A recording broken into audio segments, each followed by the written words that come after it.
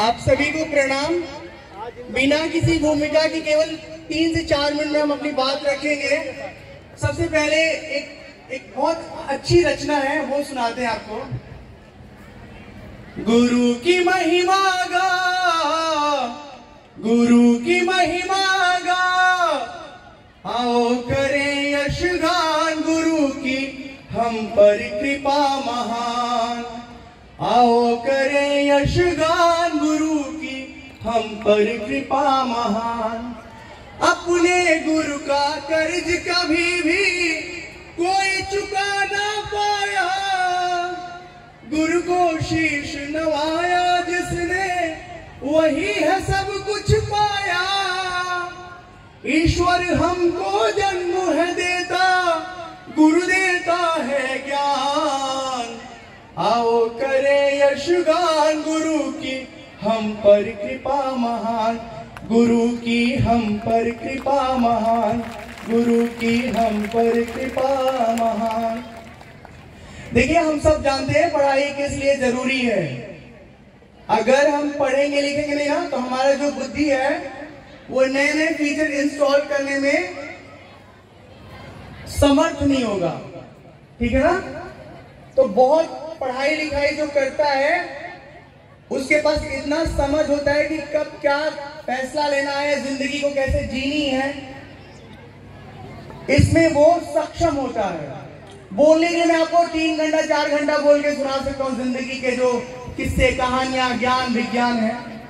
लेकिन अभी आप सब जिस उपलक्ष्य में उपस्थित हुए, जिस अवसर पर उपस्थित हुए, उस समय बहुत सारे बच्चा लोग आपको अपना कला कौशल दिखाएंगे। सार में सिर्फ इतना कहेंगे ना कि जो माता पिता आपके पढ़ाई लिखाई के लिए, आपके उज्जवल भविष्य के लिए दिन रात सूर्य की तपती हुई उस गर्मी में खेती किसानी नौकरी करके आपके लिए ढेर सारा पैसा कमाते हैं और आपकी हर ख्वाहिश को पूरी करते हैं, करते ही नहीं करते हैं? अरे बोलिए ना। उनको हम बदले में कुछ नहीं दे सकते, और देने की हिम्मत मुझ में है तो सिर्फ ये कि जब हमारा परीक्षा का अंक पत्र हमको मिले तो छाती चौड़ा करके फक्र से कहें कि देखिए पापा, आपने हमारे जो कुछ किया ना उसका मैं बेस्ट अपनी ओर से देने की कोशिश कर रही हूँ। सदियों से परंपरा आ रही है कि बिटिया घर में खाना बनाएंगी, घर का ख्याल रखेंगी, ये बहुत जरूरी है।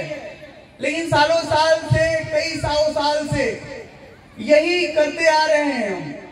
नए दौर में नई चीजें हमारे सामने हैं, हमारे माता पिता की सोच समझ में बहुत विकास आया है, और इस दौर में माता पिता बेटियों को इतनी आजादी देते हैं कि वो अपने सपनों को अपने भीतर पालते हुए बड़ी बड़ी उड़ानें उड़ रही हैं, है कि नहीं है?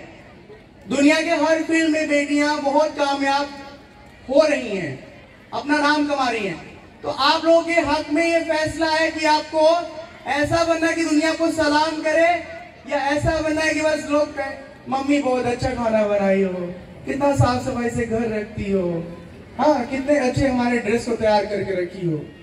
परंपराओं का निर्वाह करते हुए अपने सपनों को खूब अच्छे से एक फलक दीजिए, उन्हें स्पेस दीजिए। और बोलने को फिर मैं कह रहा हूँ बहुत कुछ है, लेकिन अभी हम भी परिक्रमा में निकल रहे हैं और क्विकली अभी बाबूजी मुझे मिले हैं, तो मुझे बोले कि कुछ समय बच्चों के साथ बिताइए। हमारा नाम है स्वामी रामशंकर, डिजिटल बाबा इंटरनेट पर हमको कहते हैं। कभी गूगल करेंगे तो हम क्या करते हैं, कैसे करते हैं, वो सब जानने को आपको मिलेगा। आपकी तरह हम भी विद्यार्थी थे, आप बालिकाएं हो, हम बालक हैं। ठीक है, हमारा सारा जो पढ़ाई लिखाई है सेपरेट स्कूल में हुआ है, कोई एजुकेशन का मैं हिस्सा नहीं रहा हूँ। 2008 में मैं संन्यास लेकर के फिर भगवान की भक्ति में और समाज के लिए कुछ करने की कोशिश में लग गए। पढ़ाई लिखाई बहुत किया 2008 से 2016 तक। अभी हम राम कथा सुनाते हैं, आध्यात्म की बातें बताते हैं, मन को एकाग्र कैसे रखा जाए इस विषय पर संवाद करते हैं। जिस तरह शरीर की जरूरतों को हम हमेशा ध्यान पूर्वक पूरी करते हैं, समय पे नाश्ता, लंच, डिनर, उसी तरह ना हमारे आत्मा की भी जरूरत है। ध्यान से सुनो, बस एक इंपॉर्टेंट बात बता रहा हूं। पढ़ाई में अव्वल होना है ना, तो अपने मन को बहुत एकाग्र करना होगा।